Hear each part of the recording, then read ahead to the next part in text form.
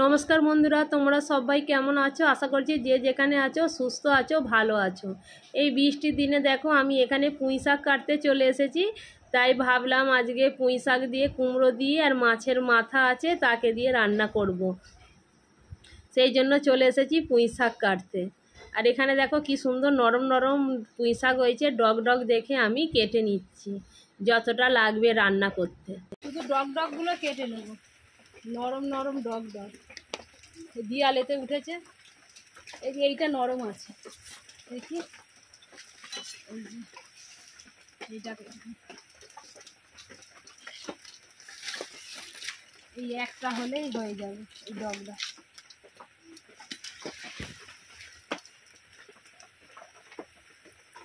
চলো বন্ধুরা, পুঁই শাক কাটা হয়ে গেল। বন্ধুরা, এই বৃষ্টির দিনে পুঁই শাক কেটে নিয়ে চলে এসেছি। আজকে আমি বানাবো মাছের মাথা দিয়ে, কুমড়ো দিয়ে আর পুঁই শাক দিয়ে একটা সবজি বানাবো, যা ভীষণ ভালো লাগে খেতে। তাহলে চলো আগে আমি পুঁই শাক আর কুমড়ো আরে সব কেটে নিই, তারপরে আবার ফিরে আসছি। এখানে দেখো বন্ধুরা, কুমড়ো, আলু আর পুঁই শাক আমি সব কেটে কিন্তু ধুয়ে পরিষ্কার করে নিয়েছি। আর মাছের মাথার মধ্যে লবণ হলুদ মাখিয়ে নিয়েছি। তাহলে চলো আমি এবারে উনুনটা ধরিয়ে নেব। উনুন ধরিয়ে কড়াতে আমি তেল দিয়ে দিয়েছি, আর তেলটাও আমার গরম হয়ে গেছে। প্রথমে আমি মাছের মাথাগুলো ভেজে নেব।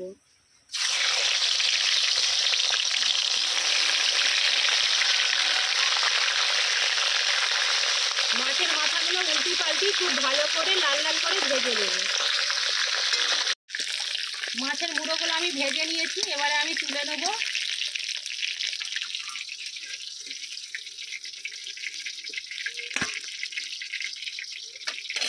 এই তেলের মধ্যে দিয়ে দিচ্ছি 5 ফোড়ন, তেজপাতা। ফোড়নটা আমি একটু ভেজে নেব। ফোড়নটা আমার ভাজা হয়ে গেছে, এর মধ্যে এবারে আলু কুমড়োটা দিয়ে দেবো।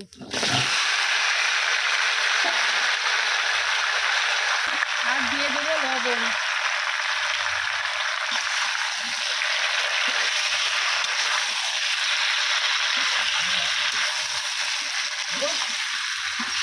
আলু কুমড়োটা একটু ভালো করে ভাজা ভাজা করে নেব। সবজিটা আমি ভেজে নিয়েছি, এবারে পুঁই শাকগুলো দিয়ে দেবো।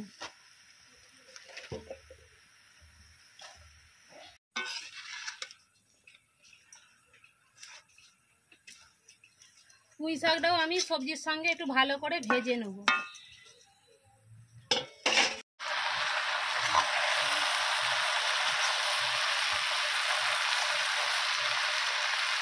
সবজিটা আমার ভাজা হয়ে গেছে, এর মধ্যে দিয়ে দিচ্ছি জিরে বাটা, আদা বাটা। মশলাটাও সবজির সঙ্গে খুব ভালো করে কষিয়ে নেব।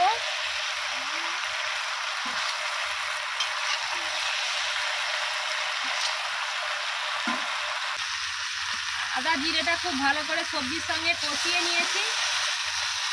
এবারে দিয়ে দেবো লঙ্কা গুঁড়ো,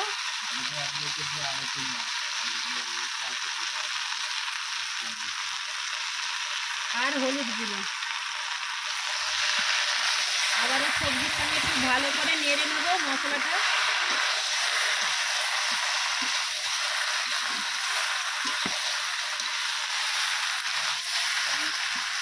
আর এখানে যে মাছের মুড়ো যে ভেজে রেখেছিলাম, হাতে করে একটু ভেঙে নেব।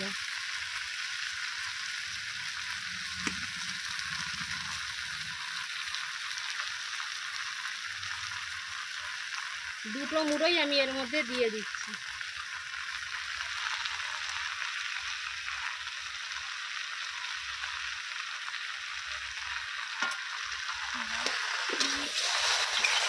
সব কিছু ভালো করে নেড়ে চেড়ে মাছের মাথাটাও আমি ভেঙে দিয়েছি। এবারে দিয়ে দেবো জল।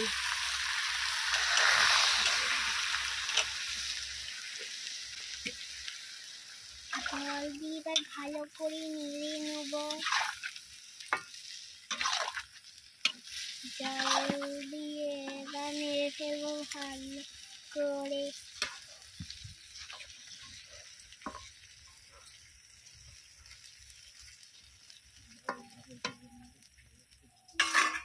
এবারে এর মধ্যে দিয়ে দেবো পরিমাণ মতো লবণ,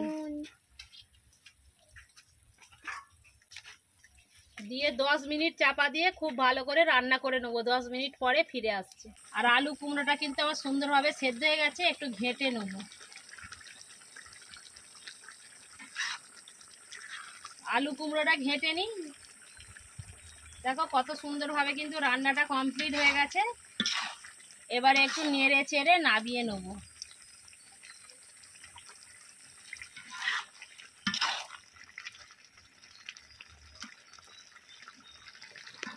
তৈরি হয়ে গেল বন্ধুরা আমার এইরকম মাছের মাথা দিয়ে পুঁই শাকের ঘন্ট। এইরকম পুঁই শাকের ঘন্ট খেতে তোমাদের কীরকম লাগে অতি অবশ্যই কিন্তু কমেন্ট বক্সে জানাবে।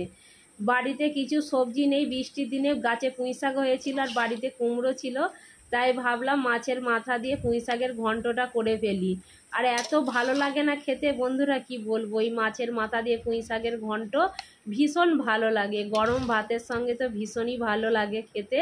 তাহলে চলো, আমি দেখো এরকম ধোঁয়া ওঠা মাছের মাথা দিয়ে পুঁই শাকের ঘন্ট আর তার সাথে যদি থাকে গরম ভাত, তাহলে তো আর কোনো কথাই হবে না। আমি চলো প্লেটে ঢেলে নিয়ে আমি এবারে ভাত বেড়ে নেবো আর খেয়ে দেখবো যে মাছের মাথা দিয়ে পুঁই শাকের ঘন্টটা কীরকম হয়েছে।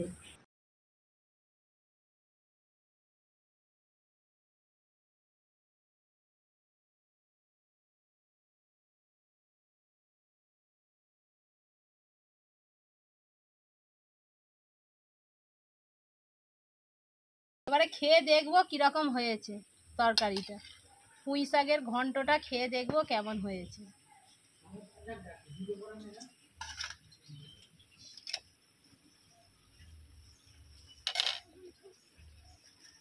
চলো নিয়ে নিয়েছি, এবারে খেয়ে দেখবো।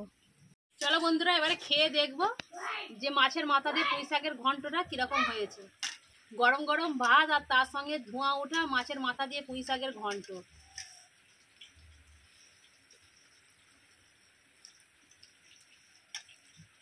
সত্যি বন্ধুরা ভীষণ ভালো লাগছে খেতে।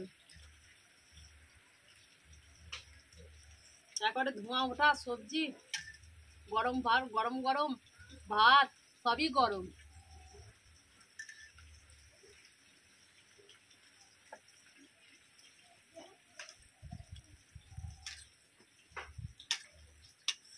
সত্যি আমার তো ভীষণ ভালো লেগেছে বন্ধুরা। এইরকম মাছের মাথা দিয়ে পুঁই শাকের ঘন্ট তোমাদের কীরকম লাগে অতি অবশ্যই কিন্তু কমেন্ট বক্সে জানাবে।